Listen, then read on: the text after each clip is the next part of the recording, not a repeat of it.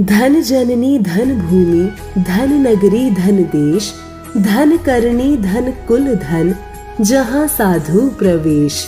जगत गुरु तत्वदर्शी संत रामपाल जी महाराज जी के अवतरण दिवस पर दिनांक 6 से 8 सितंबर 2025 को नेपाल सहित भारत के 12 सतलोक आश्रमों में 3 दिवसीय महासमागम का आयोजन किया जा रहा है।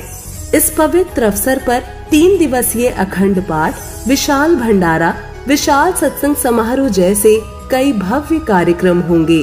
साथ ही नेत्र जांच शिविर और दंत चिकित्सा शिविर का भी आयोजन किया जा रहा है, जिसमें निशुल्क नेत्र जांच और दांतों का इलाज किया जाएगा, जिसमें आप सभी नगर व ग्राम वासियों को इस विशाल अद्वितीय भंडारे में सादर आमंत्रित किया जाता है।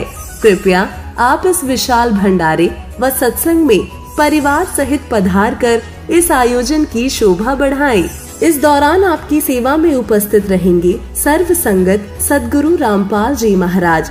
इस कार्यक्रम का सीधा प्रसारण सतलोक आश्रम श्री धनाना धाम तहसील गोहाना जिला सोनीपत हरियाणा से 8 सितंबर 2025 को सुबह 9:15 बजे से साधना टीवी चैनल और संत रामपाल जी महाराज यूट्यूब चैनल और स्पिरिचुअल लीडर संत रामपाल जी महाराज फेसबुक पेज पर भी देख सकते हैं।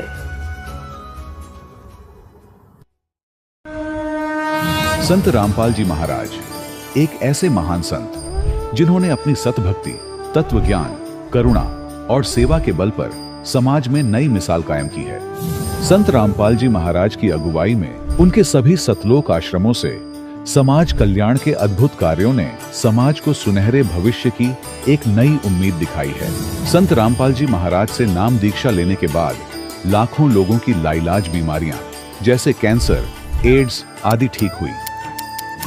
संत जी के ज्ञान से प्रेरित होकर उनके अनुयायियों ने लाखों यूनिट रक्तदान किया। संत जी ने लाखों बहन बेटियों का दहेज मुक्त विवाह करवाया।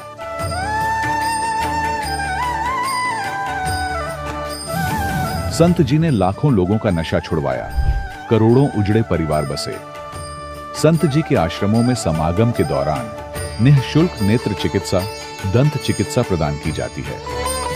संत रामपाल जी महाराज द्वारा समय समय पर पर्यावरण संरक्षण के उद्देश्य से बड़े स्तर पर वृक्षारोपण किया जाता है।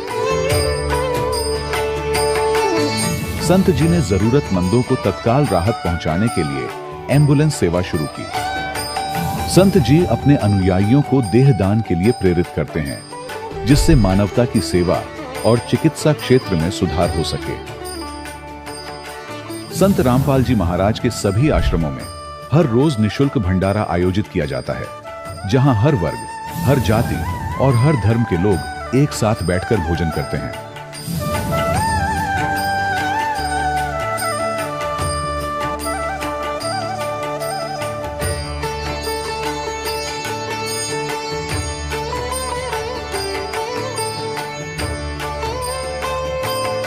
संत रामपाल जी महाराज के आश्रम में हजारों बुजुर्गों को सम्मान और प्यार के साथ जीवन जीने का अवसर मिलता है। उनके खाने, रहने और स्वास्थ्य की पूरी जिम्मेदारी संत रामपाल जी महाराज उठाते हैं। अनाथ बच्चों के लिए संत रामपाल जी महाराज के सभी आश्रम किसी वरदान से कम नहीं। यहाँ उन्हें शिक्षा, संस्कार और भविष्य के लिए बेहतर अवसर प्रदान किए जाते हैं। चाहे बाढ़ हो, भूकंप या महामारी, संत रामपाल जी महाराज और उनके अनुयायी हमेशा ही जरूरतमंदों के लिए सबसे आगे खड़े रहते हैं। कोविड महामारी के दौरान संत रामपाल जी महाराज के आश्रमों से करोड़ों लोगों के लिए भोजन, दवाइयां और जीवन रक्षक सामग्रियां उपलब्ध कराई गई। चाहे गरीब की मदद हो या किसी शोषित और पीड़ित वर्ग के हक और सम्मान की लड़ाई, संत रामपाल जी महाराज ने हमेशा ही उनकी दबी आवाज को सरकारों तक पहुंचाया है और उन्हें उचित न्याय दिलवाने में अहम भूमिका अदा की है। समाज में आध्यात्मिक और सामाजिक मूल्यों के प्रति जागरूकता लाने में संत रामपाल जी महाराज हर कदम पर मानवता के सच्चे सेवक साबित हुए हैं। संत रामपाल जी महाराज का जीवन हमें सिखाता है कि सच्ची सेवा वही है जो निस्वार्थ भाव से की जाए। आइए हम भी इस महान सेवा के कार्य में इस महान संत से जुड़ें और संत रामपाल जी महाराज से नाम दीक्षा लेकर अपने जीवन को धन्य बनाएं।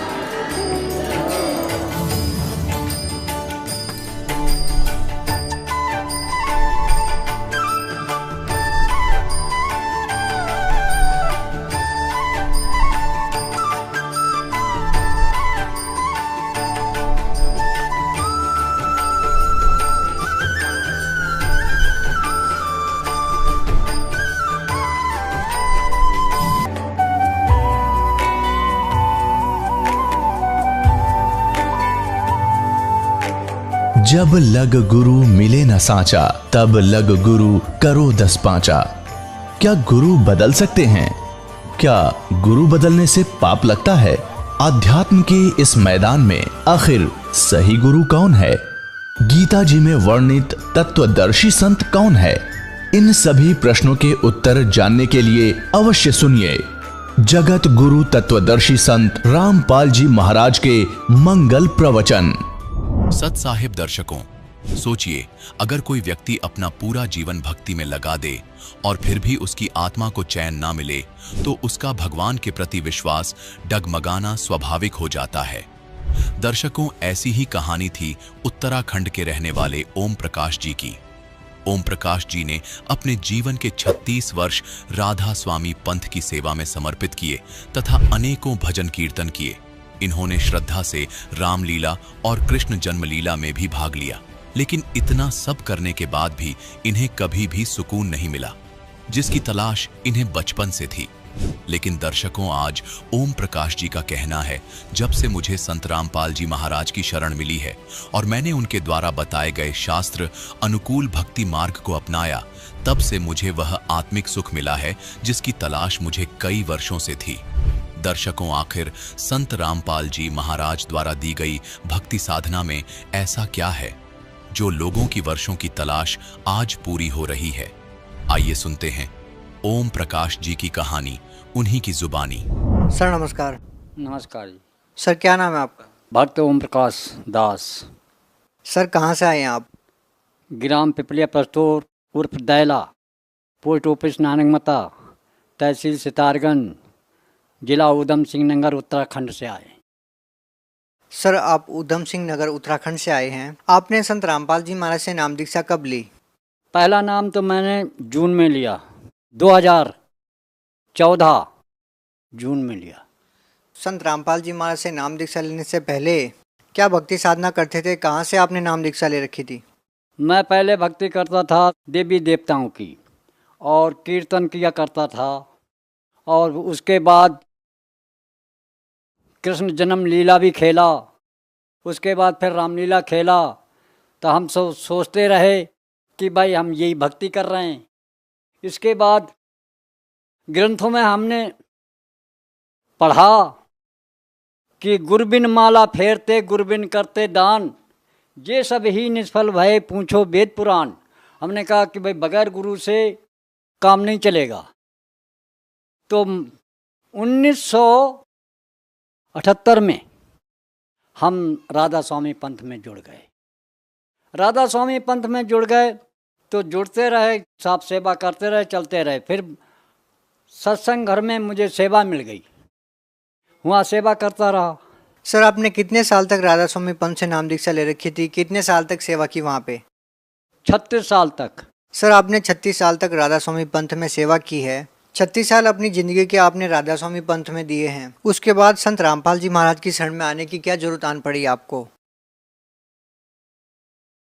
कि वहाँ पर 36 साल मैंने सेवा किया तो बुखार भी नहीं जा रहे थे, हमारे शरीर में दर्द भी था, कोई लाभ प्राप्त नहीं हुआ।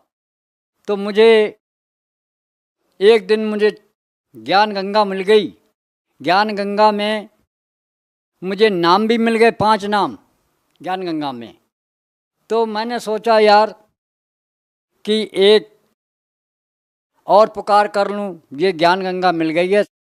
सदगुरु रामपाल महाराज जी से पुकार करता हूँ। मैंने उनसे अरदास किया कि हे गुरुदेव, यदि मेरे पैर सही कर दिए तो मैं वचन करता हूँ कि सूरज चंद्रमा पलट जाएगा, पर मेरा वचन नहीं पलटेगा।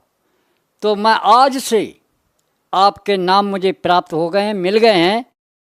मैं उन नामों का जाप करूँगा और ये राधा स्वामी के नाम मैं त्याग दूँगा। उसी दिन से मैंने संत रामपाल जी महाराज के नाम का सुमरण शुरू कर दिया।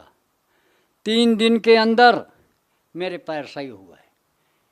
तो मैंने कहा भाई मैं तो वचन दे चुका हूँ, अब मैं गुरु सदगुरु रामपाल महाराज जी के चरणों में जाऊँगा। तो मेरे साथ वाला और भी था, उसे सांस की बीमारी थी। उसने कहा तेरे पैर सही हो गए तो मैं भी चलूँगा। वो 7 हो गया, 2 हो गए हम। फिर एक और कहने लगा कि यार मैं भी चलता हूँ। तो हम 3 आदमी चल पड़े वहाँ से। हमने कहा हम देखा ही नहीं भाई हरियाणा, और कहाँ पे आश्रम है, कहाँ पे क्या कुछ है। फिर एक हमारे गांव से कुछ दूरी पर एक गांव और है नमीनगर, हम उनके पास में गए, वो हो आए थे। उनसे पूछा कि भाई आप कब जाओगे हरियाणा? बोले कि भाई हम तो जाएंगे जून में, 10 जून को हम जाएंगे।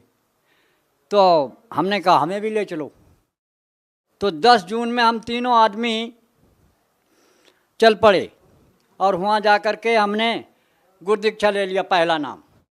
तो 4 महीने तक हम हाजिरी देते रहे। अक्टूबर में जाके हमने सतनाम ले लिया।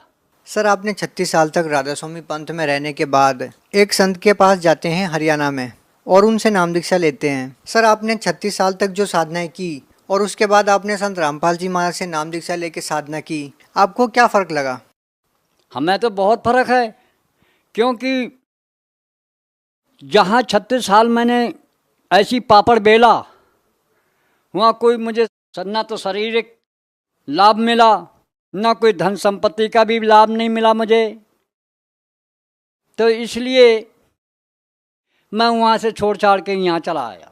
सर ये तो बताइए, आपने एक शारीरिक लाभ की बात, यदि आध्यात्मिकता की बात करते हैं या ज्ञान की बात करते हैं तो राधा स्वामी पंथ में और संत रामपाल जी महाराज से नाम दीक्षा लेने के बाद आपको क्या भिन्नता मिली, क्या अलग नजर आया जो आपको राधा स्वामी पंथ में नहीं मिला, वो आपको संत रामपाल जी महाराज ने बताया? जब मैं सदगुरु रामपाल जी के महाराज के चरणों में आया तो वहाँ पर मैंने कमियाँ देखी कि बहुत ज़्यादा कमी मैंने निकाल दिया राधा स्वामी पंथ की। कमियाँ आपको गिनाऊं तो 8-10 कमी निकाल दूंगा मैं उसकी। प्रथम कमी उनकी ये है कि वो नाम देते हैं तो पहले नाम का छटाई करते हैं। तो छटाई करके उन्हें नाम दे देते हैं, एक को निकाल दिया और एक को दे दिया नाम। तो जो छटाई करके नाम दिया वो जा कर के सब मांस मंदा खाने लग गए, और जिसे निकाला वो आज तक कभी नाम नहीं लिया और ना खाया मांस मंदा, और आकर के फिर इसी महाराज संत रामपाल जी से नाम लिखवाया उनको। तो ये है। फिर उनके आध्यात्मिक लाभ और जैसी ज्ञान जो है, कई जगह हमने ये शब्दों से पकड़ा है कि भाई सुमरन से सुख होता है, सुमरन से दुख जाए, कहे कबीर सुमरन किए तो साईं माई समाए। तो सुमरन हमने बहुत कुछ किया, फिर दुख क्यों आया, या ऐसे विचार करके संतों की फिर की कहा कि संत कर्म की रेख कटावे, संत हरि से जाय मिलावे। तो फिर सब संत अगर कर्म की रेख काट देता है तो फिर हमें दुख क्यों हुआ? ये बहुत सी कमी मैंने ऐसी देखी उनकी। तो इसलिए मैं ये कह रहा हूँ कि जो भी प्राणी, जो भी आत्माएं उस पंथ में जुड़ी हुई हैं वो अभी परख नहीं पाए हैं उस बात को। सर आप जो कह रहे हैं कि राधा स्वामी पंथ में जो श्रद्धालु है वो परख नहीं पा रहे, सर आपको 36 साल लग गए परखने में, तो वो कैसे समझेंगे इतनी जल्दी? और क्या, वो फिर कैसे समझेंगे? फिर इसीलिए तो हम उनको कहते हैं कि भाई हमें 36 साल गुजर गए। सर आपको 36 साल कैसे लग गए, क्या कारण मानते हैं आप? करते रहे, उनमें डटे रहे भाई, सेवा करते रहे, वहाँ जुड़े रहे। अब इनका कोई पता ही नहीं चला।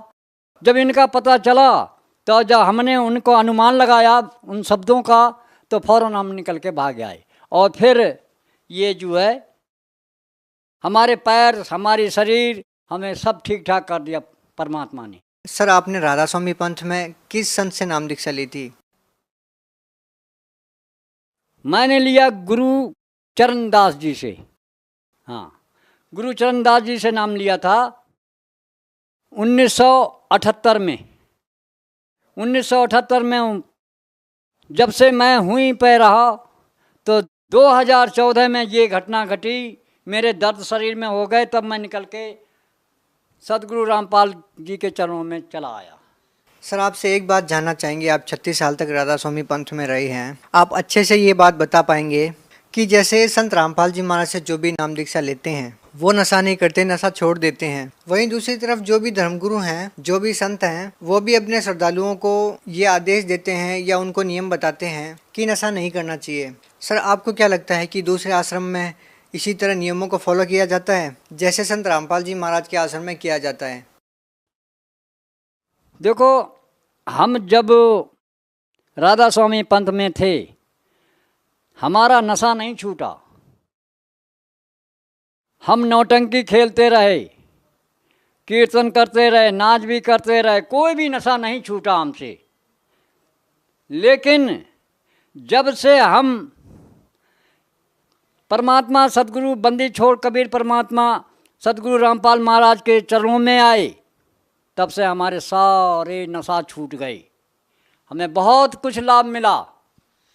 सर क्या ये सच है कि आप नशा करते हुए भी राधा स्वामी आश्रम में रह रहे थे और आपको कोई मनाही नहीं थी राधा स्वामी पंथ में जब आप रहते थे? वहाँ तो नशा अब भी करते हैं बहुत ज़्यादा, वहाँ नशा नहीं छूटता। इनमें इतनी शक्ति है कि आते ही नशा गायब हो गया। क्या संत रामपाल जी महाराज जी के आश्रम में कोई व्यक्ति आश्रम में नशा करते हुए रह सकता है? क्या वहाँ पर भी नशा करते हैं? आज तक हमने किसी व्यक्ति को नशा करते नहीं देखा, ना कोई सुना आज तक उनके आश्रम में। सर आपकी एज कितनी है? मेरी उम्र 80-81। सर 81 साल के आप हो गए हैं। हिंदुस्तान को आपने अच्छे से देखा है, बारीकी से समझा है। आज तक कितने ऐसे संत हुए हैं जो संत रामपाल जी महाराज जी की तरह भक्ति विधि बताते हैं, ज्ञान बताते हैं? आपने ऐसा कोई आज तक संत देखा है? अब अचानक ऐसा क्या हो गया कि संत रामपाल जी महाराज का ज्ञान आपको समझ में आ गया और आप उनको मानने लगे? क्या आपको लगता है कि इससे पहले भी कोई संत हुआ है जिसने इस तरह का कोई ज्ञान वगैरह बताया हो, या उनके ऐसे कोई नियम हो जो नशे से इतना दूर करते हो समाज को? आज तक इतने साल हो गए मुझे, 81-82 मेरी उम्र चल रही है, आज तक ऐसा संत मैंने ना सुना है ना देखा है आज तक। जैसी ये सदगुरु रामपाल महाराज जी हैं, ऐसे पूरे विश्व में नहीं है।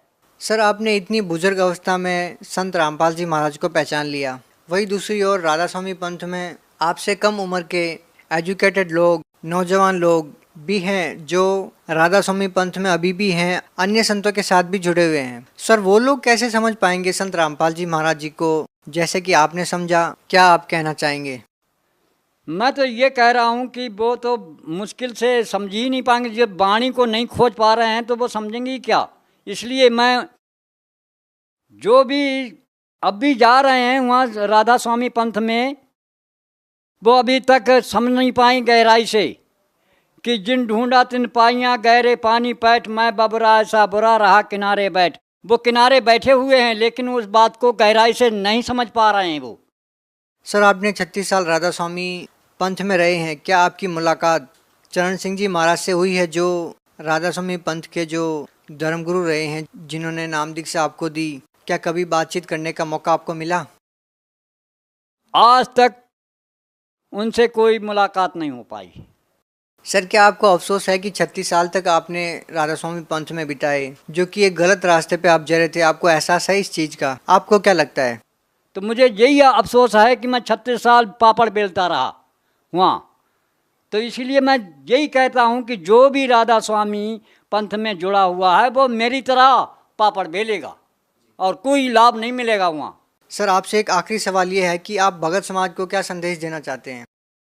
मैं भक्त समाज को यही संदेश देना चाहता हूँ कि जी संसार के अंदर में कितने पंथ चल रहे हैं, ये सब नकली पंथ हैं, सब झूठे हैं, इनसे बच जाओ और अच्छे ढंग से परख के देखो, सदगुरु रामपाल महाराज जी के चरणों में आ जाओ, आपका कल्याण हो जाएगा।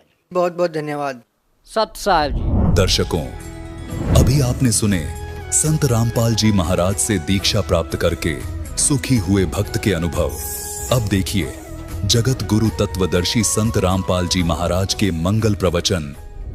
वो ज्ञान है, सारी बकवास सुनाने लग रहे, वही सतनाम, वही सतलोक, वही सचखंड, वही राधा स्वामी धाम, वही सतनाम, ये इनके सत्संग सिर न पैर किसी का।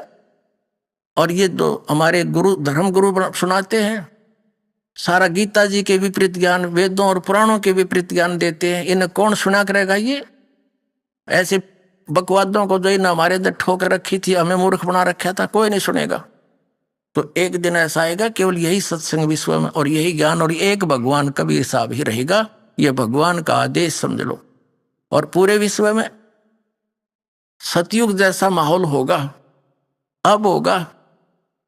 ये जय गुरुदेव मथुरा वाला, उस राधा स्वामी वाले ही विचारों को, शिवदयाल जी वाले विचारों को नई बोतल में डालकर जय गुरुदेव बनाकर धर गया। और 1950 से सत्संग कर रहा है। और अब इनकी मृत्यु हुई उस श्री तुलसीदास जय गुरुदेव पंथ के प्रवर्तक की। और ये कहा करता था कि जय गुरुदेव सतयुग आओगा, हमारा जन्म भी ना हुआ था। हम जब थोड़े बहुत होश में आए, जब दीवारों पर लिखा देखा करते जय गुरुदेव सतयुग आओगा, जय गुरुदेव सतयुग आओगा, वहां भी बड़ी अच्छी बात, सतयुग आओगा, हमारा सही टाइम पर जन्म हो गया। अब कलयुग तक और आ गया, पर सतयुग आसपास दिखा नहीं हमने। पंखा भी चलता है, ट्यूब भी जगती है, और ऐसे लगता है बिल्कुल ठीक है। आगे चार्जर न होने से एक कदम सब सुविधाएं बंद हो जाती हैं, वो फिर फटफट करके बंद हो जाता है। तो ये पुण्यात्मा थे शिवदयाल जी, राधा स्वामी पंथ के प्रवर्तक को परम धनी मान के इसका फंस गए। उसी परंपरा से जुड़े हुए थे, क्योंकि यह स्वयं इनके वचन में शक्ति थी। पिछले पुण्यकर्मी प्राणी थे, उनसे भी अधिक थोड़े ही समय में जनता को अपने पीछे लगा लिया, महात्मा बुद्ध की तरह। और पुण्यात्माओं, सत्कर्म मान लेना, ये राधा स्वामी पंथ, धन धन सदगुरु पंथ, सच्चा सौदा पंथ, और ये बालयोगेश्वर पंथ, और ये निरंकारी पंथ, ये सारे काल प्रेरित पंथ है। और इनके द्वारा बताई गई साधना बिल्कुल यूजलेस है, इसका कोई लाभ नहीं, क्योंकि ये शास्त्र अनुकूल नहीं। तो पुण्यकर्मी प्राणी अपने आप पिछले संस्कारों से थोड़ा बहुत लाभ हो रहा था, जैसे दास बता रहा था, और इन्हीं को श्रेय मिल रहा था कुछ। अगर ये भक्ति स्टार्ट ना होती, दाता हम दया नहीं करते, तो वो चीन जैसा हाल भारत में हो जाना था, और 50-100 वर्ष के बाद। ये गारंटीड बात समझे। भक्ति में आस्था नहीं रहती, सभी भगत इतने, और जो की तो बकवादे, किसी ने विकार छोड़ नहीं रखे, कोई बुराई त्याग नहीं रखी है। तो सब वही नो के नो, रिश्वतखोरी, शराब के ठेके बढ़ गए, तम्बाकू का सेवन बढ़ गया, भांग पीने लग गए, सुल्फे पीने लग गए बच्चे। अब इस ज्ञान से अब धीरे धीरे देखना, ऐसे शांति आ जाएगी। माया किस लिए जोड़ती हम? बड़ी कोठी बनाएंगे, बड़ी कार खरीद कर चलेंगे, और 1 मिनट में मृत्यु हो जा, कुत्ता बनकर सैर सपट्टा, कभी कार के नीचे घर, कभी कोठी के पीछे गए, वहीं घूमया करेगा। तो जो कार्य हमने करना चाहिए था वो भूल रहे थे हम, अब उसको करेंगे। और उसके करने से ये सुख जो भौतिक है, ये तो बिना मांगे आपके चरणों में पड़ी रहा करेंगे। ये परम पिता का वचन समझ लेना, कबीर भगवान का। सत्कर मानना तो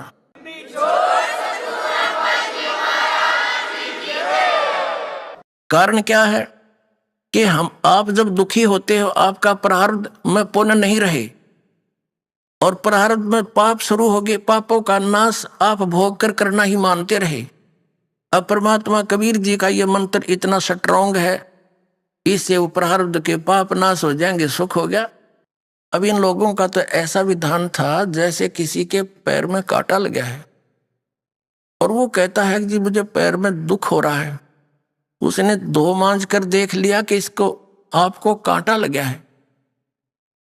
अब उसको कोई कहे भी फिर क्या समाधान है कि देखो कांटा तो निकलेगा नहीं, जूता पहन ले, आगे कांटा नहीं लगेगा। हम नाम का जूता देगा आपको, आप इस डर से नहीं उतारोगे हे भगवान, कहीं फिर ना दुख, फिर आपत्ति ना आ जाए। तो फिर दास जो आपको मर्यादा बताओगा कि ये हानि करेंगी, तो आप कैसे कर दोगे उनको? आप सपने में भी ना करो उस गलती को जिससे इतनी आपत्ति आपके आ गई थी। तो इस कारण से आप, हमारा समाज एकदम मानव समाज बुराइयों से ऐसे बहुत दूर हो जाएगा। अब हमारा माहौल खराब हो गया, सब जगह कोई ड्रिंक कर रहा है, कोई बीड़ी सिगरेट पी रहा है, कोई सिनेमा देख रहा है, कोई बकवाद कर रहा है, तो हमारे बच्चे फिर उनके सराउंडिंग रहते हैं तो वो सारे ऐसी बुराई करेंगे। अब हमारी बहुसंख्या हो जाएगी बुराइयों से दूर रहने वालों की, तो हमारे संग में आएगा उनको भी हम ना भाई यहाँ नहीं पीना, दे मैं हाथ नहीं लगाऊंगा, हमारे घर में भी मत पीना, हमें हानि हो जाएगी, तो वो भी लज्जा आएगी उनको। एक भगत कह रहा था जी मैं तो इस मेरे भतीजे ने भगत बना दिया। बोला कैसे? कि मेरे छोटे भाई का लड़का, मुझे बहुत प्रेम उसमें, और कहीं नौकरी करता था, साल भर के बाद आया, मैंने उसको प्यार से अपने लगा उठाया गोदी से, तो मेरे मुंह से बीड़ी की बदबू आ रही थी। तब तो वो चुप रहा, उसको पता नहीं ये कहाँ से आ रही है। फिर मैंने बीड़ी लगाई, कहने लगे अंकल ताऊ जी नहीं, यहाँ पीना भी नहीं हमारे घर पे, इसको फेंक दे, बहुत बुरी चीज है। मैंने जैसे तैसे करके वो कहता रहा, मैंने पी ली, उठ के चला गया, मैं तेरे से बात नहीं करूंगा। अब वो ऐसे ही करता रहा, कई बार मन में शर्म आने लगी कि छोटा सा बालक और ये ढूंढे या बुरी चीज और मैं पीऊं। उन्होंने बोला मैंने वो फेंकनी पड़ी, नाम तो लिया और बाद में, पर उसके कहने से बुराई छोड़नी पड़ी। तो पुण्यात्मा ऐसी स्थिति आएगी, अब तो एक दूसरे ने बुराई का लगा रहे हैं, न पीले पीले के फर्क पड़े, ला एक गुट्टी ला ले, और फिर ना भाई खबरदार इसका हाथ ना लगे, दूर हमारे पास ना पीना, मेरे सिर में चढ़ जाती है। और सचमुच ऐसा ही होगा आपके कुछ दिनों। तो इस पूरे विश्व में ये बहुत जल्दी हटेगी कि सब दुखी है। ये कोई खान पीन की चीज है, मांस और शराब और ये बकवास, बीड़ी, एक तम्बाकू हुक्का पीने वाला व्यक्ति, एक सिगरेट वाला हुक्का पीता है, धुआं छोड़ता, पूरे घर के वातावरण में घोल देता उसको, तो वो उसका पिया हुआ उसके बच्चे भी पीवे, उसके सांसों द्वारा अंदर जा, उसकी पत्नी, बच्चे, बहन, भाई, सब वो सब का नाश कर रहा है। तो इस प्रकार इस बुराई से हमने दूर होना पड़ेगा, और होंगे ही, हम बालक थोड़े हैं, और परमात्मा साथ देगा इस जीव का, नहीं जीव के बस का नहीं, बुराई छोड़ दे, मालिक का सहयोग भी आपके साथ रहेगा।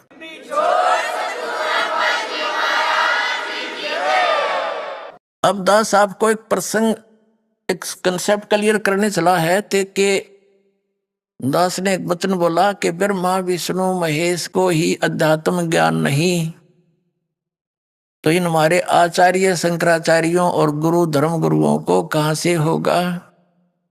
अपने आत्माओं, हम इन अपने धर्म गुरुओं से पूछा करते थे कि ब्रह्मा विष्णु महेश ये इनके कोई माता पिता हैं, ये कहा करते ये तो अजन्मा है। कुछ एक तो ये कहा करते ब्रह्मा की तो मृत्यु होती है, उसका तो सीमा है, आयु का समय है, लेकिन शंकर जी और विष्णु जी ये अजर व अमर है, ये तो अविनाशी तत्व हैं, इनकी मृत्यु नहीं होती।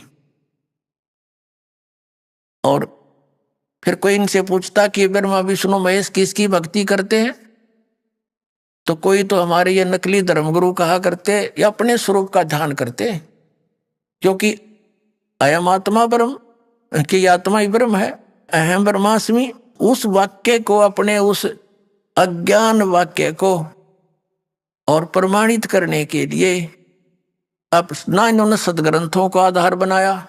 अब पवित्र हिंदू धर्म के धर्म गुरु जितने भी हैं ये पुराणों को सत्य मानते हैं, और फिर ये कहते हैं भगवान विष्णु या भगवान शंकर जी ये किसी का ध्यान नहीं करते, और कोई कहता नहीं ये किसी का ध्यान नहीं करते। कोई क्या कहता है कि श्री विष्णु जी शंकर जी श्री राम का ध्यान करते हैं, और कोई कहता है कि कृष्ण जी का ध्यान करते हैं। इतना मूर्ख बना रखा हमारे को। अब ये किसका ध्यान करते थे ये आपको दिखाते हैं, और ये कहते हैं, कोई तो कहता है नहीं ये किसकी भक्ति करते हैं, तो ऐसा कुछ नहीं है, वो कहीं नहीं करते। अब दिखाते हैं आपको इनकी जीवनी में। तो पुण्यात्माओं, हमारे लिए हमारे ग्रंथ आधार थे, आज भी इनको आधार मानकर हम अज्ञान को हटा सकते हैं। देखिएगा श्रीमद् देवी भागवत गीता प्रेस गोरखपुर से प्रकाशित।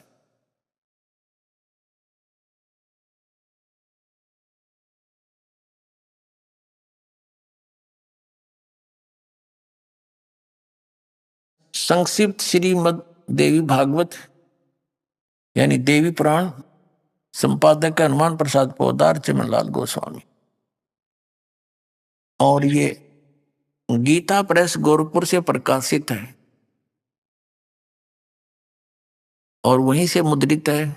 मुद्रक प्रकाशक है मुद्रक गीता प्रेस गोरखपुर, गोविंद उन कार्यालय कोलकाता का संस्थान। ये इनके फोन और फैक्स नंबर है।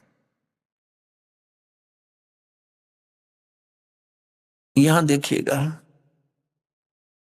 हम इसको पढ़ेंगे पहला स्कंद और संक्षिप्त देवी भागवत 28 पृष्ठ से। ये व्यास जी और नारद जी की वार्ता हो रही है।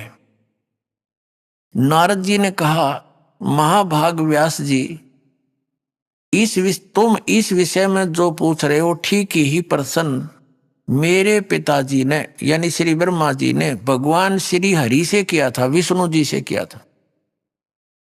देवा अधिदेव भगवान जगत के स्वामी हैं। लक्ष्मी जी उनकी सेवा में उपस्थित रहती हैं। दिव्य कौस्तुमणि उनकी शोभा बढ़ाती है। वे शंख चक्र गदा लिए रहते हैं, पीतांबर धारण करते हैं, 4 भुजाएं हैं, वक्ष स्थल पर श्रीवत्स का चिन्ह चमकता रहता है। वे चराचर जगत के आश्रयदाता, जगत गुरु एवं देवताओं के भी देवता हैं। ऐसे जगत प्रभु भगवान श्री हरि, देखो अब नारद वह अतः उन्होंने उनसे जानने की इच्छा प्रकट की।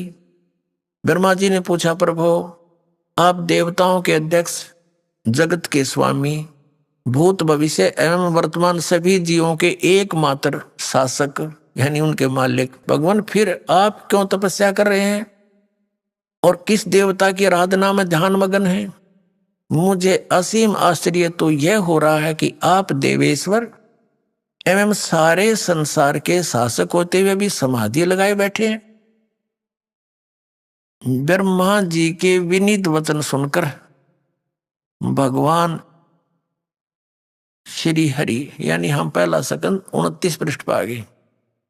श्री हरि उनसे कहने लगे, ब्रह्मन सावधान होकर सुनो, मैं अपने मन का विचार व्यक्त करता हूं। देवता दानव मानव सब यही जानते हैं कि तुम सृष्टि करते हो, मैं पालन करता हूं और संकर संहार किया करते हैं, किंतु फिर भी वेद के पारगामी पुरुष अपनी युक्ति से यह सिद्ध करते हैं कि रचने पालने और संहार करने की यह योग्यता जो हमें मिली है उसकी अधिष्ठात्री शक्ति देवी हैं। वे कहते हैं कि संसार की सृष्टि करने के लिए तुम में राजसी शक्ति का संचार हुआ, यानी रजगुण ब्रह्मा सिद्ध हुआ। मुझे सात्विक शक्ति मिली, सतगुण विष्णु हुआ और रुद्र में तामसी शक्ति का आविर्भाव हुआ। उस शक्ति के अभाव से तुम इस संसार की सृष्टि नहीं कर सकते, मैं पालन करने में असफल नहीं हो सकता और रुद्र से भी संहार कार्य होना भी संभव नहीं। ब्रह्मा जी, हम सभी उस शक्ति के सहारे ही अपने कार्यों को सदा सफल करते हुए आए हैं। सुवर्त प्रत्यक्ष और परोक्ष दोनों उदाहरण मैं तुम्हारे सामने रखता हूं, सुनो। यह निश्चित है कि उस शक्ति के अधीन होकर ही मैं इस शेष नाग की सैया पर सोता और सृष्टि करने का अवसर आते ही जाग जाता हूं। मैं सदा तप करने में लगा रहता हूं। उस शक्ति के शासन से कभी मुक्त नहीं रह सकता। कभी अवसर मिला तो लक्ष्मी के साथ सुखपूर्वक समय बिताने का सौभाग्य प्राप्त होता है। मैं कभी तो दानों के साथ युद्ध करता रहता हूँ। अखिल जगत को भय पहुंचाने वाले दैत्यों के विकराल शरीरों को शांत करना मेरा परम कर्तव्य हो जाता है। अब देखो कमाल कर दिया। मुझे सब प्रकार से शक्ति यानी दुर्गा जी के, प्रकृति देवी के अधीन होकर रहना पड़ता है। उन्हीं भगवती शक्ति का यानी दुर्गा का मैं निरंतर ध्यान किया करता हूं। ब्रह्मा जी, मेरी जानकारी में इन भगवती शक्ति से बढ़कर दूसरे कोई देवता नहीं। अपने आत्माओं, ये आ गया अंत हमारे श्री विष्णु भगवान के अध्यात्म ज्ञान का। ये कहते हैं कि मैं दुर्गा यानी देवी जी, श्री देवी जी की भक्ति करता हूं और इससे ऊपर मैं किसी भगवान से परिचित नहीं हूं। मेरे लिए फाइनल गॉड है। अपनात्माओं श्री देवी जी क्या कहती है, ये वचन और सुन लो। अब इस शिक्षा का आपके लिए एक वरदान होगा कि हम भगवान पहचानेंगे और भक्ति कोई कठिन नहीं, 2 मिनट में अपना सत भक्ति हुई, सब एक रस समाज हो गया, तो रोज भक्ति बढ़ेगी। अब तो हमारे को नियम खंडित करवा देता है समाज में, यो ज्ञान अभी फैला नहीं है, तो विरोधी घने हो जाते हमारे बच्चों के, धीरे धीरे सब ठीक हो जाए। अब देखना, अब देवी जी क्या बताती है, वो कहती है हिमालय जी को, राजा हिमालय को ज्ञान दे रही है और कह रही है कि वैसे तो कह रही मेरी भक्ति कर, लेकिन इससे मोक्ष वोक्ष कुछ नहीं।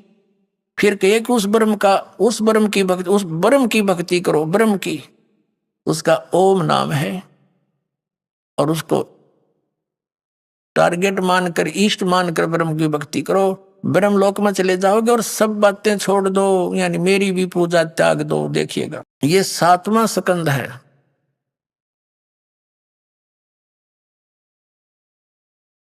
संक्षिप्त देवी भागवत 562 पृष्ठ पे देवी द्वारा हिमालय को ज्ञानोपदेश यानी ब्रह्म स्वरूप का वर्णन। श्री देवी जी कहने लगी, पर्वतराज, ये तो उन्होंने अपने बारे में बताया, फिर यहां से कहा कि उस ब्रह्म का क्या स्वरूप है, यह बतलाया जाता है जो प्रकाश रूप सबके अत्यंत समीप में स्थित हृदय रूप गुहा में स्थित होने के कारण गुहाचर नाम से प्रसिद्ध और महान पद अर्थात परम प्राप्य है। देखना, वह समस्त प्रजा के ज्ञान से परे है, अर्थात किसी की बुद्धि में आने वाला नहीं है, यह तुम जानो। जो परम प्रकाश रूप है, जो सूक्ष्म से भी अत्यंत सूक्ष्म है, जिसमें संपूर्ण लोक और उन लोकों में निवास करने वाले प्राणी स्थित हैं, वही ये अक्षर ब्रह्म है, वही सबके प्राण है, वही सबकी वाणी है। अब देखो, दुर्गा के ज्ञान से भी परिचित होते चलना, श्री दुर्गा जी के ज्ञान से वो ब्रह्म को अक्षर ब्रह्म कह रही है, जबकि यह सर ब्रह्म है। फिर भी ध्यान से सुना, वही उसी सबकी वाणी है, सबका मन है, यह परम सत्य और अमृत अविनाशी तत्व है। सौम्य, उस वेदने योग्य लक्ष्य का तुम वेदन करो, मन लगाकर उसमें तन्मय हो जाओ। ये तो वही बात आगे नीचे आते हैं, उसका ओम नाम है और ब्रह्म को लक्ष्य मानकर जीवात्मा जाप करे। यहाँ स्पष्ट कर दिया, उस एकमात्र परमात्मा को ही जाने, दूसरी सब बातों को छोड़ दे, अर्थात मेरी पूजा भी मत करना और कोई पूजा नहीं करना, केवल एक ब्रह्म की पूजा करो। यही अमृत रूप परमात्मा के पास पहुंचाने वाला पुल है। संसार समुद्र से पार होकर अमृत स्वरूप परमात्मा को प्राप्त कराने का यही सुलभ साधन है। इस आत्मा देखो लिखा है कि अंतर्यामी रूप से वर्तमान है। इस आत्मा का ओम के जप के साथ ध्यान करो, इससे अज्ञान में अंधकार से सर्वथा परे और संसार समुद्र से उस पार जो ब्रह्म है उसको पा जाओगे, तुम्हारा कल्याण हो। यानी ओम नाम जाप करो, ब्रह्म को इष्ट मानकर, नथिंग एल्स, और कोई नहीं पूजा करनी, तो वहां उसको पा जाओगे, तुम्हारा कल्याण हो। वो कहाँ रहता है, ये देखना 563 पृष्ठ पे, वह यह सबका आत्मा ब्रह्म ब्रह्मलोक रूप दिव्य आकाश में स्थित है। हो गया, ये ब्रह्मलोक में रहता है वो ब्रह्म, और ओम नाम का जाप करो, ब्रह्मलोक में चले जाओगे उसके पास। इतना सा ज्ञान देवी ने दिया। अपने आत्माओं,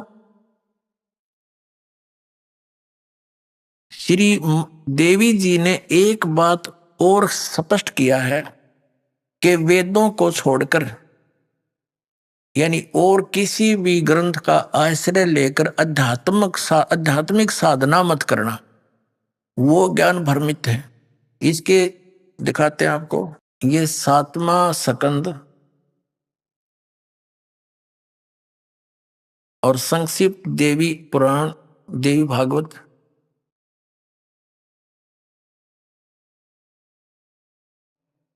यहां से प्रसंग चल रहा है। श्री देवी जी कहती है, राजन यानी पर्वतराज, ये हिमालय को बता रही है, हिमालय को श्री देवी बता रही, क्या बता रही है, यहां आ जाते हैं हम 571 अपने काम की बात पढ़ेंगे।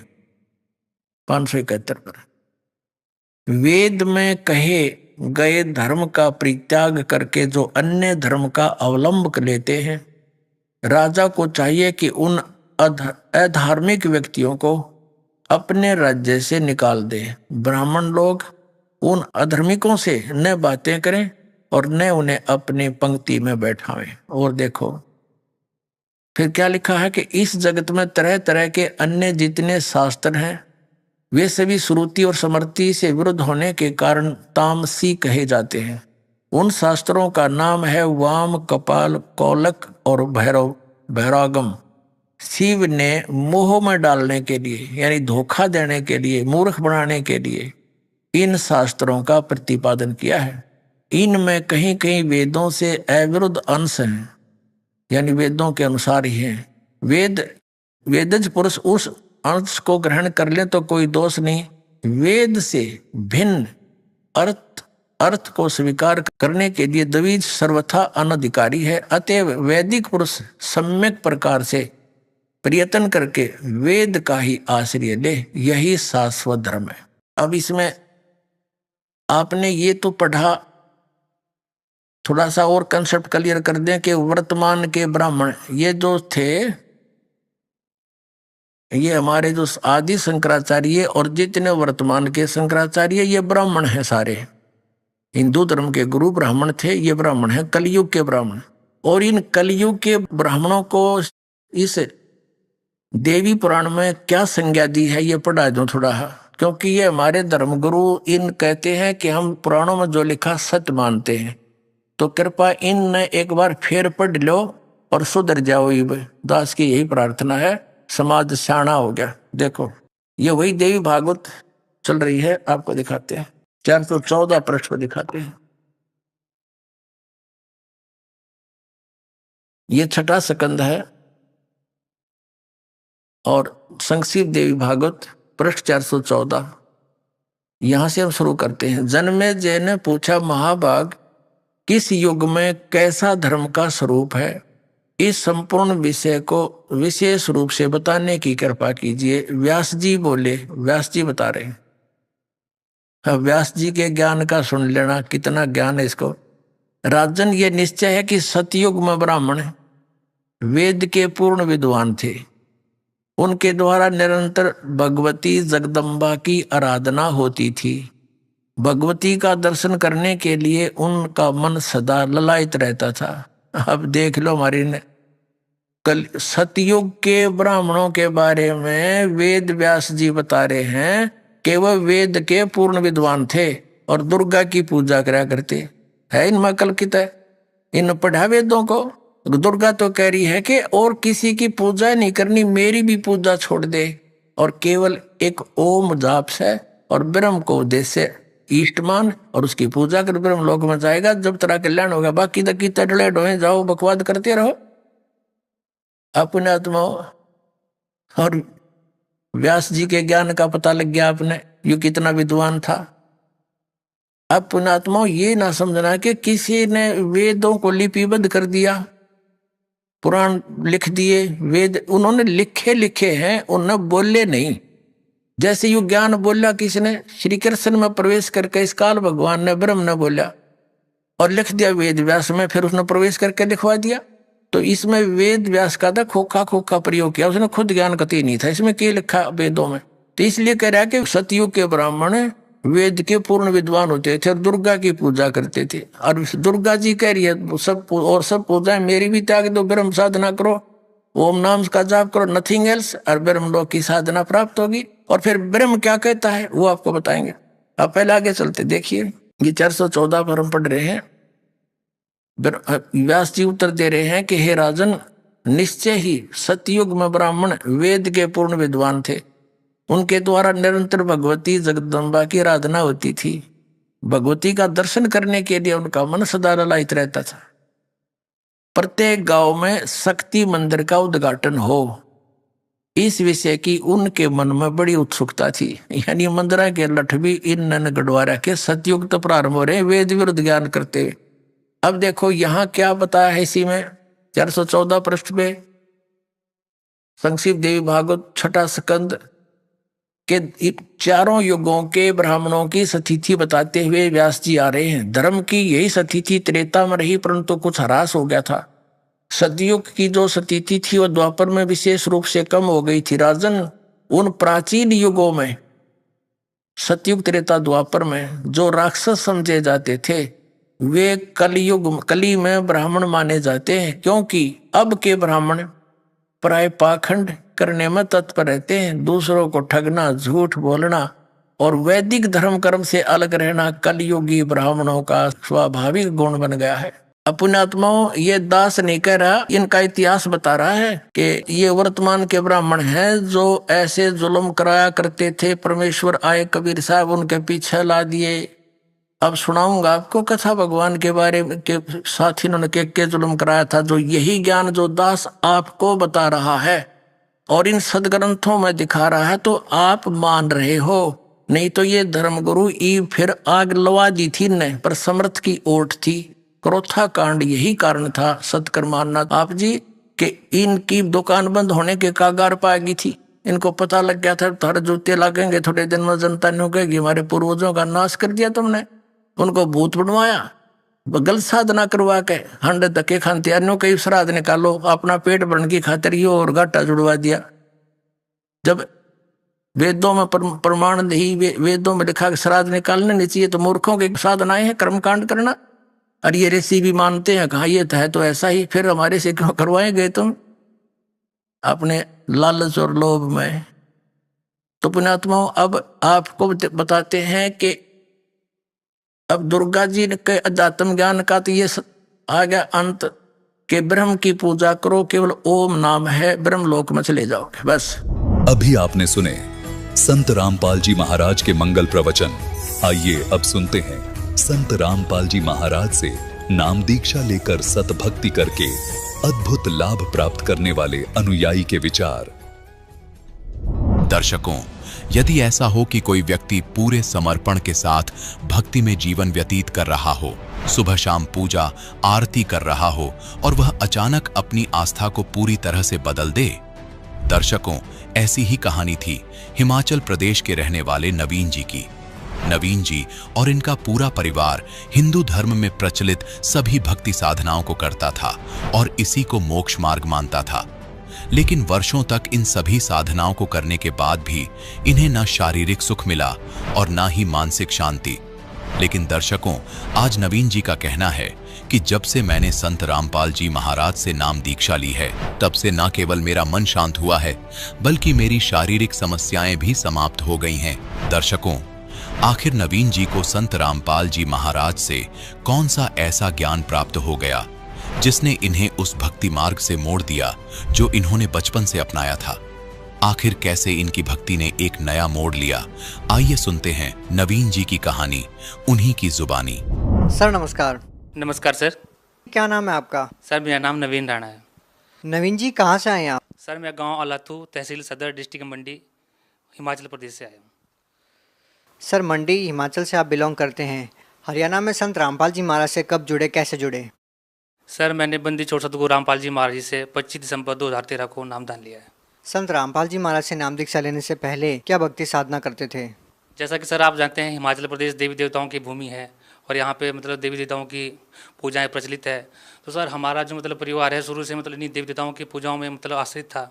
हमको बचपन से ही बताया गया था कि ब्रह्मा विष्णु मेरे से ऊपर कोई नहीं है, हम इन्हीं की भक्ति करते थे। सर मैं जैसे छोटा सा था तो मतलब शुरू से ही मैं 4-5 आरतियाँ, जैसे गणेश जी की आरती होगी, लक्ष्मी जी की आरती होगी, दुर्गा जी की आरती होगी, इनको करते थे। हमारे परिवार में जितना भी हमारा सराउंडिंग एरिया था मतलब हम भजन कीर्तन करते थे, रातों को जागते थे। हम सोचते थे कि हमारी मतलब यही भक्ति है। हमारे मतलब कीर्तन कर करके कई बार तो गले भी खराब हो जाते थे, तो हम इन्हीं पूजाओं पे आश्रित थे। मतलब ये दास फार्मासिस्ट है, मतलब मेडिकल लाइन से बिलोंग करता है और मतलब मैंने पहले MR का काम भी किया है। तो लगभग मैं मतलब सभी स्टेटों में जाता रहता था। तो जहाँ भी जो भी कोई मंदिर दिखता तो वहाँ पे प्रणाम करते कि सोचते शायद यहाँ ही भगवान है। मतलब परमात्मा पाने की हमारी इतनी तड़प थी कि हम सोचते शायद भगवान ही है, भगवान ही है। मतलब हमको ये चुनना मुश्किल था कि आखिर एक परमात्मा होता कौन है। सर संत रामपाल जी महाराज से जो भी श्रद्धालु नाम दीक्षा लेते हैं वो कहते हैं कि संत रामपाल जी महाराज से नाम दीक्षा लेते ही उनकी कैंसर जैसी भयानक बीमारी ठीक हो जाती है, आर्थिक लाभ मिलते हैं, भौतिक लाभ मिलते हैं, आध्यात्मिक लाभ मिलते हैं। सर आपके साथ क्या अनुभव हुए संत रामपाल जी महाराज से नाम दीक्षा लेने के बाद? सर मैं आपको बताना चाहूँगा कि जैसे मैंने आपको पहले बताया कि मैं मेडिकल लाइन से बिलोंग करता हूँ। तो सर जो मेरी जो भक्तमती है, हमारे मतलब कोई संतान उत्पत्ति नहीं होती थी। सर मैं खुद मेडिकल लाइन से बिलोंग करता हूँ, तो मैंने मतलब ऐसी कोई चीज़ नहीं छोड़ी, ऐसे कोई टेस्ट नहीं छोड़े, ऐसे कोई डॉक्टर नहीं छोड़े कि जहाँ मैं नहीं जाता था। मतलब जैसे शाम को आते, जैसे कोई टेस्ट की रिपोर्ट नेगेटिव आती, ऐसा आता, तो अक्सर मतलब भक्तमती में से कहते कि शायद हमारे मतलब नसीब में संतान उत्पत्ति का सुख नहीं होगा। मतलब अंदर अंदर से हम बहुत दुखी थे। फिर एक दिन ऐसा हुआ, मेरे पिताजी को किसी पंडित ने ज्ञान गंगा पुस्तक दे दी, वो भी किसी पंडित ने दी। हमारे घर में मतलब पंडितों की इतनी मतलब ये करते थे कि कोई भी पंडित आए तो मतलब उनके चरण स्पर्श करने, उनसे आशीर्वाद लेने हैं। ये एक भ्रांति थी। जैसे आपको पता है कि जो पुरोहित होते हैं, पंडित होते हैं, मतलब ये वेदों के ज्ञाता होते हैं, तो इनके चरण स्पर्श करने चाहिए। तो वो जो ज्ञान गंगा बुक पिताजी को दी उन्होंने, तो पिताजी ने सोचा कि किसी ब्राह्मण ने दी है तो किसी सोच समझ के दी है। तो जब उन्होंने पढ़ा तो उन्होंने देखा कि हाँ, ब्रह्मा विष्णु में से भी ऊपर कोई देवी देवता हैं, और उसमें लिखा गया था कि तीनों देव की जो करते भक्ति, उनसे कभी ना होए मुक्ति। गुण तीनों की भक्ति में भूल पड़े संसार, कहे कभी निज नाम बिना कैसे उतरे पार। तो जैसे ये बाणिया कबीर साहिब की जो उस ज्ञान गंगा पुस्तक में मेरे पिताजी ने पढ़ी, तो पिताजी ने बोला कि ये जो मतलब संत है, इनका कोई ज्ञान कुछ हट करके है। तो हम पिताजी ने चैनल देखना शुरू कर दिया। उन्होंने जैसे चैनल देखना शुरू किया, उनके अंदर एक तड़प बनी। उन्होंने हमको भी बताया कि बेटा ये जो भक्ति है, यही सत्य भक्ति है। तो मैंने बोला कि पिताजी देखो, आपके तो बुजुर्ग हो चुके हैं, हम तो अभी यंग हैं, हम अपने देवी देवताओं को कैसे छोड़ सकते हैं, कैसे कर सकते हैं। तो पिताजी ने बोला कि आप अपनी जानो, लेकिन हमको तो वहीं जाना है। तो जैसे मेरे पिताजी और माताजी दोनों वहाँ गए, तो मेरे पिताजी, मैं आपको बताना चाहूँगा, वो मतलब वो इतने ज़्यादा बीड़ियाँ पीते थे, बीड़ी सिगरेट का इतने ज़्यादा मतलब नशा करते थे कि मतलब जैसे कोई भी काम करते थे उनके मुँह में बीड़ी हमेशा रहती थी।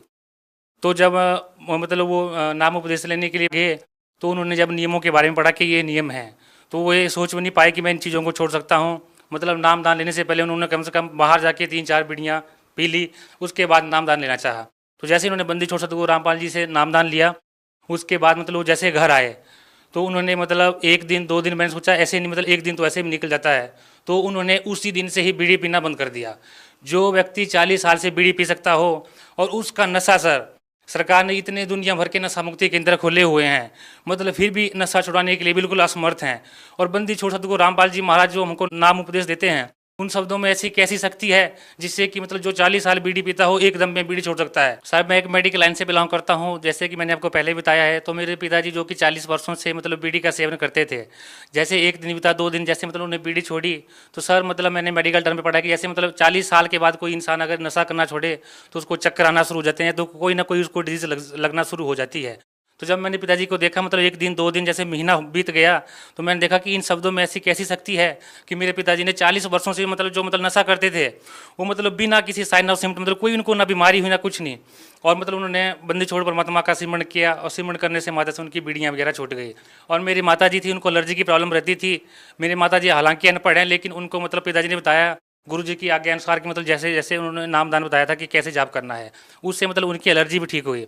तो पिताजी ने हमको बताया कि देखो बेटा, अगर मैं ऐसी बीड़ी छोड़ सकता हूँ तो क्यों नहीं आपकी मतलब आप भी बंदी छोड़ सतगुरु रामपाल जी महाराज के शरण में जाओ, आपको भी नाम निशा लेनी चाहिए, शायद आपके भी मतलब कोई संतान उत्पत्ति हो जाए।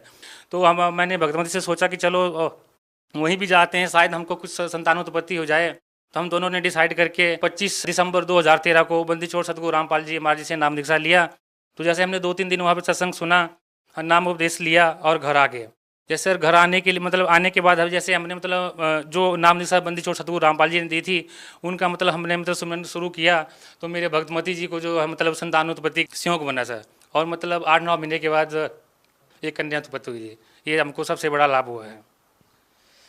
सर आपसे एक प्रश्न और पूछना चाहेंगे कि ज़्यादातर जो लोग हैं वो वेदों के आधार पे जो भक्ति करते हैं, शास्त्रों के आधार पे जो हम भक्ति करते हैं, हिंदू धर्म के जो लोग हैं आप उनको समझाने की कोशिश करते हैं। क्या संत रामपाल जी महाराज जी मुसलमान धर्म के लोगों के लिए, ईसाई धर्म के लोगों के लिए, या सिख धर्म के लोगों के लिए, या किसी और धर्म के लोगों के लिए, क्या कोई उनके लिए भी कोई समाधान है? या जो अन्य धर्म के जो लोग हैं वो सही भक्ति कर रहे हैं? क्या केवल जो हिंदू धर्म के लोग हैं वही शास्त्रों के अनुसार भक्ति नहीं कर रहे? सर सबसे पहले मैंने आपको बताना चाहूँगा, बंदी छोड़ सतगुरु रामपाल जी का जो मतलब मेन मकसद है वो है जीव हमारी जाति है, मानव धर्म हमारा, हिंदू मुस्लिम सिख ईसाई धर्म नहीं कोई न्यारा। सर कोई भी धर्म न्यारा नहीं है। मतलब जो वेदों में जो लिखा गया, हमारे जो बंदी छोड़ सतगुरु रामपाल जी महाराज, उन्होंने कुरान शरीफ हो गया, गुरु ग्रंथ साहिब हो गया, बाइबल हो गया, गीता हो गया, उनका एक एक प्रमाण करके दिखा दिए हैं कि देखो क्या लिखा है। बंदी छोड़ सतगुरु रामपाल जी महाराज कहते हैं कि वेद कतेव झूठे नहीं भाई, झूठे वो हैं जो समझे नहीं। मतलब इनके जो हमारे जो पहले के जो धार्मिक गुरु हैं, इनको आज तक यही समझ नहीं आया कि पूर्ण परमात्मा कौन है। इन्होंने अपने किताबों में बेशक लिख दिया कि हाँ परमात्मा जो है साकार रूप में है, उसकी शरण में आने से सारे कष्ट दूर हो जाते हैं, लेकिन जब इनका अनुवाद करते हैं तो करते हैं कि परमात्मा निराकार है और जो आपके पाप कर्म है वो भोगने से नष्ट होते हैं। सर ऐसा कैसे हो सकता है कि संत रामपाल जी महाराज ने ही सही अनुवाद किया? संत रामपाल जी महाराज जी जहाँ तक हम जानते हैं कि बहुत से ऐसे अनुवाद करता है जिन्होंने संस्कृत में PhD कर रखी है, जिन्होंने ग्रंथों को बहुत ही अच्छे से गहनता से जांचा है। क्या उन्होंने भी अर्थों का अनर्थ किया है? क्या संत रामपाल जी महाराज ने ही सही अनुवाद किया है? क्या ऐसा लोग विश्वास कर सकते हैं? सर जैसे कि आपको पता है आजकल सर पढ़ा लिखा समाज है, सभी एजुकेटेड हैं, तो सर आजकल के ज़माने में किसी वेद शास्त्र को पढ़ना एक आम बात है। आजकल के ज़माने में सभी के पास फ़ोन है, इंटरनेट है, खरीदने की कोई ज़रूरत नहीं है, आप इसको डाउनलोड कर सकते हैं। तो बंदी छोड़ सतगुरु रामपाल जी महाराज जी ने हमको वही शब्द बताए हैं जहाँ की हमारे जो धार्मिक गुरु हैं उन्होंने उनका जो गलत अर्थ निकाला हुआ था। बंदी छोड़ सतगुरु रामपाल जी महाराज जी ने हमको यही बताया कि देखो जैसे गीता में लिखा गया कि सर्वधर्मान परित्यज माम एकम शरण ब्रज, कि सभी धर्मों की कमाई छोड़ के एक परमात्मा की शरण में जाओ। ब्रज जो शब्द है उसका अर्थ है जाना, और जितने भी धार्मिक गुरु हुए उन्होंने उसका शब्द किया है आना। तो अगर मतलब ये कोई संस्कृत का जो PhD जो जिसने किया, जिन्होंने धार्मिक गुरुओं ने, उन्होंने भी जो मतलब पीछे से जो रंग चढ़ता आया उसी के रंग पे चढ़े। अगर कोई भी भगत जो मतलब संस्कृत का ज्ञाता हो या कोई भी जो एजुकेटेड पर्सन हो, वो संस्कृत का शब्दकोश खोल के देख सकते हैं कि किन शब्दों का अर्थ क्या है और बंदी छोड़ सतगुरु रामपाल जी महाराज ने किन शब्दों का कैसा अर्थ किया हुआ है। सर जैसा कि अभी आपने बोला कि कबीर साहेब, सर संत रामपाल जी महाराज जी भी कबीरपंथी है और साथ में हिंदुस्तान में करोड़ों की संख्या में कबीरपंथी हैं और संत भी हैं, लेकिन कोई भी संत कबीर साहिब को भगवान नहीं बताता। यहाँ तक कि आम लोगों के लिए कबीर साहिब एक नया शब्द है, उन्होंने कबीर दास ही सुना है और उनको कवि मानते हैं लोग। लेकिन एक संत रामपाल जी महाराज मात्र एक ऐसे संत हैं जो कबीरदास जी को कबीर साहिब कहते हैं और भगवान सिद्ध करते हैं। सर क्या आप मानते हैं कि कबीर साहिब भगवान हैं? यदि मानते हैं तो किस आधार पे? सर इस बात की गवाही हमारे जो भी पवित्र वेद हैं, चारों वेद हैं, हिंदू धर्म की बात नहीं कर रहा हूँ, अगर सिख धर्म की बात की जाए तो गुरु ग्रंथ में भी गुरु नानक जी के जो मतलब गुरु हुए हैं, कबीर साहिब हुए हैं, उन्होंने भी यही माना है कि हक्का कबीर करीम तू बेअब पर्वतीगार। और मतलब उन्होंने यही भी कहा कि फाई सूरत मुल्क की वेश ए ठगवाड़ा ठगी देश खरा सियाणा बहुता भारी धानक रूप रहा करता। वहाँ भी उन्होंने साफ स्पष्ट शब्दों में बताया कि ये धानक रूप रहा करता, कि ये धानक जो है यही पूर्ण परमात्मा है। और यही वेद जो है हमारी गवाही करते हैं। ऋग्वेद में भी प्रमाण है कि मतलब जहाँ मतलब कवि शब्द का मतलब जो कवि ही लिखा हुआ है उसका इन मतलब जो हमारे आर्य समाज जो हैं स्वामी दयानंद सरस्वती जिन्होंने इनका अनुवाद किया है, उन्होंने कवि का मतलब बिल्कुल गलत निकाल दिया है। कवि का जो अगर मतलब कवि का अगर आप मतलब शब्द निकालें तो उसका मतलब कबीर होता है। जैसे यजु का मतलब अगर आप निकाल तो यजुर्वेद होता है। तो इन्होंने शब्दों का अनर्थ करते हुए मतलब जो है तो कबीर साहिब की जो मतलब जो परमात्मा है इनको मतलब ऐसे ही छुपा दिया था कि ये एक संत हैं। लेकिन सर ऐसी बात नहीं है। आज का जो समाज है वो एजुकेटेड है, अब वो इतिहास नहीं दोहराया जाएगा। आप देख रहे हैं जगह जगह बंदी छोड़ परमात्मा की हर जगह मतलब ज्ञान प्रचार रैलियां हो रही है। ये जो पुस्तक हैं जैसे ज्ञान गंगा है, गीता तेरा ज्ञानामृत भक्तों को फ्री बांटी जा रही है, तो हर जन जन तक संदेश पहुंचाया जा रहा है। अब ये इतिहास नहीं दोहराया जाएगा। अब एक संत को मतलब बंदी छोड़ परमात्मा को पूर्ण परमात्मा के रूप में माना जाएगा। जी बहुत बहुत धन्यवाद। सत साहिब।